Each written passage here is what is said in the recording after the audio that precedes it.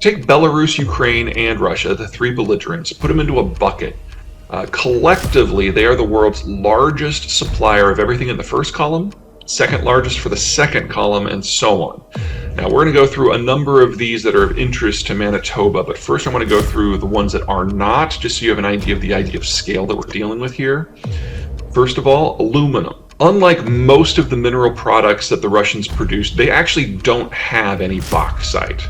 So the aluminum process is you mine the bauxite, you basically run a current through it until you get a white powder called alumina, and then you transfer that to another facility where it's turned into the aluminum metal.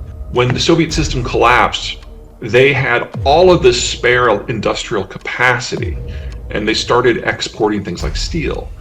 But they never had any aluminum at all. So what they did is they actually built the facilities post-Soviet to turn bauxite and alumina into aluminum using their spare electricity generation capacity. And they imported all of their bauxite and alumina from other countries.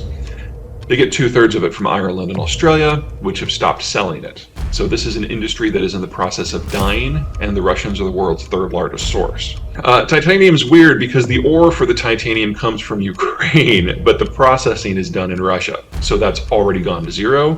The single largest user of Russian titanium, Airbus. Guess who has a country that is with an aerospace company that's now a subsidiary of Airbus? You guys. Neon's a fun one. Okay, back in 1983, Mikhail Gorbachev and Ronald Reagan were kicking it in Iceland, and they decided to get rid of nuclear weapons.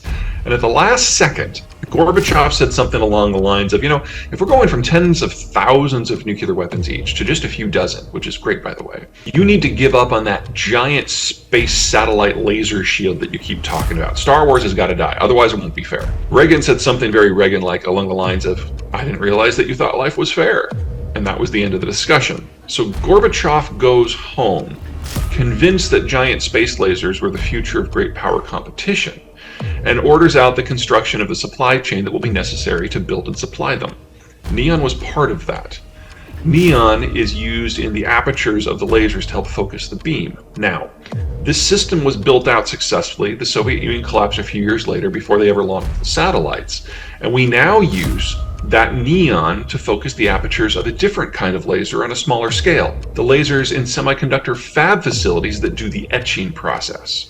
No neon, no semiconductors. 80% of global neon comes from the former Soviet world, or it did. The first phase of neon production is done at steel mills, where there's something called an air separation unit that separates out oxygen and nitrogen, which you then blow into the foundry to get the temperature quotient you want.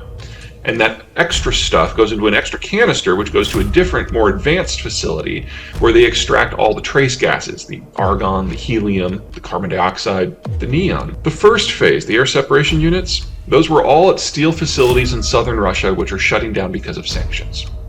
The second phase, the purification, was done in part in Odessa, which hasn't had reliable power for 6 months. But most of it was done in Mariupol, which is now leveled. We have already lost 80% of global supply, which means that probably within a year, we're going to have to decide what has to go back to analog. This is the one that I worry about the most personally. I deal with a lot of different economic sectors, transport, manufacturing, energy, but agriculture is what we need to make everything else work. 40% of global potash comes from Belarus and Russia specifically, and it is very questionable in my mind whether Russia's potash producing facilities and processing facilities can be managed by the Russians themselves. Most of their advanced technological stuff that is required to make a modern system run, especially in things like petrochemical and minerals processing, is not provided by the Russians. It's Western labor and tech that is brought in, and that has, in essence, gone to zero.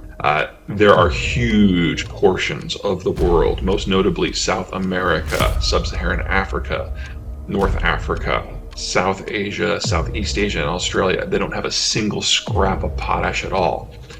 Luckily for us in North America, we have you. Canada is the world's single largest supplier. Most of that comes from Saskatchewan. A little bit of that comes from Manitoba. If I were you, I would double, triple, and quadruple down on that because the world is going to need a lot more than we can get. And if you start right now, it'll come online in 10 years. So we have a lot of famine in front of us, even if we get going today. Okay, energy. This is a pipeline map. We're going to look first at the green lines. Those are the oil pipes. The places that matter are these two ports right here.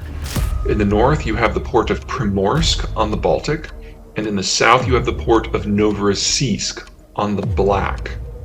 What's going on is the Europeans, the Canadians, and the Americans have banned insurance on all Russian vessels. And I know, you guys you got me up at 9 o'clock to talk about insurance. Just bear with me. Insurance is becoming a very exciting space.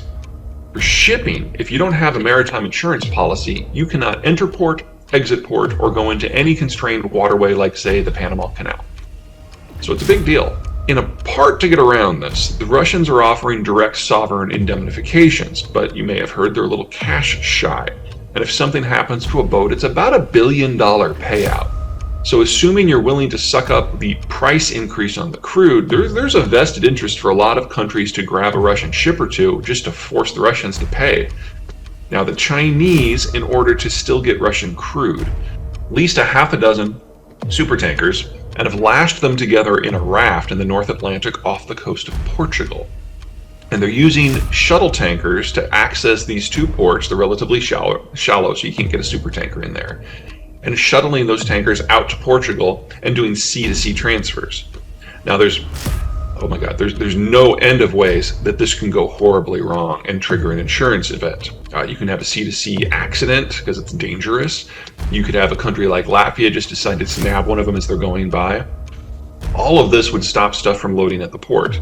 And that becomes very important very quickly, because the Russian oil patch isn't like Texas. It's more like northeastern Manitoba. It's in the permafrost.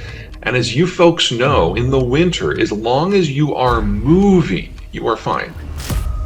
But if you stop, you freeze to death. Same with oil. If the ports can't discharge cargo, pressure builds up in the ports all the way back to the pipes, all the way to the wells in Siberia. And then the oil freezes in the pipes as it goes through the permafrost. The water that comes up as a byproduct turns to ice. And when water turns to ice, it expands and it busts the pipe from the inside out. The last time this happened in Russia was 1992. And it took the Russians 30 years to bring it all back online. Only it wasn't the Russians who brought it back online. It was the Western services firms operating in Russia, which are now almost completely gone. So all we need is one or two events with shipping or with insurance, and we lose about 4 million barrels a day of Russian crude all at once.